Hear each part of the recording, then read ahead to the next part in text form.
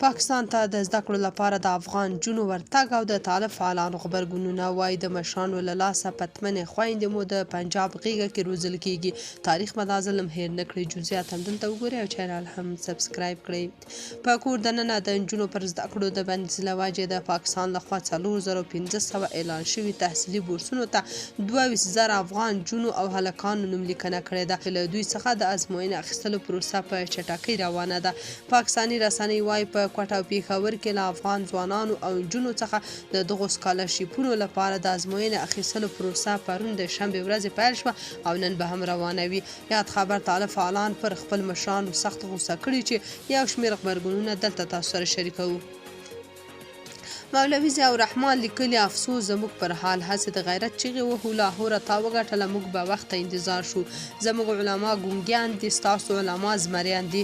د ګناه کبیره فتوا یې هم وکړه او اوس به ښځې هم بوزي. چاپلوسانو ویښتان غوړ کړي او سترګې تورې کړي. مشرانو ته ووایاست تاسو ډیر ښه روان یاست. جنرال مبین لیکلي اوس به په کوټې او پېښور کې د افغان نجونو ازموینې شروع کیږي او موږ به ورته ګورو. شرم ده، خجالت په کار سړیه.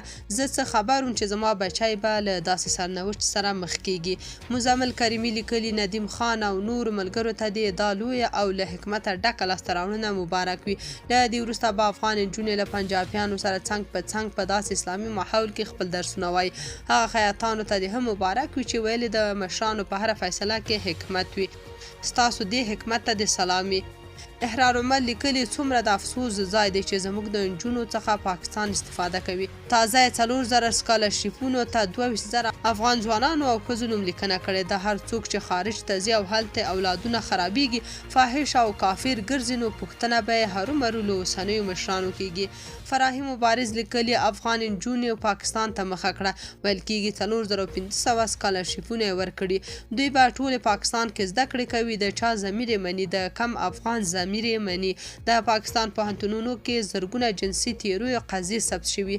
دا عزتمندې خویندې ولې قصداً بې حیایي ته مجبوروي؟ ورکړئ دا اجازه نوره. احمد الهام لیکلي تاسو د هغوی سترګو ته ځیر شئ. ډنډ اوښکې پکې له ورایه ښکاري. ایا دا به د خوښۍ اوښکې وي چې د تعلیم لپاره یې لاره پیدا کړه؟ که دا د غم اوښکې دي چې پردي هېواد کې د تعلیم کولو له امله یې له خپلې خاورې او خلکو سره فاصلې پیدا شوې. که زما خپل جانان سړی وای زه به د بل یارۍ ته ولې پسخېدمه. عام افغانانو بیا لیکلي دا د پاکستان همیشنی پلان و او ښکاري چې پکې بریالي هم شول. هغه دا چې افغانان باید په پاکستاني ذهنیت وروزل شي. تاسو په دې اړه څه نظر لرئ؟ کومنټ کې شریک او چینل هم سبسکرایب کړئ.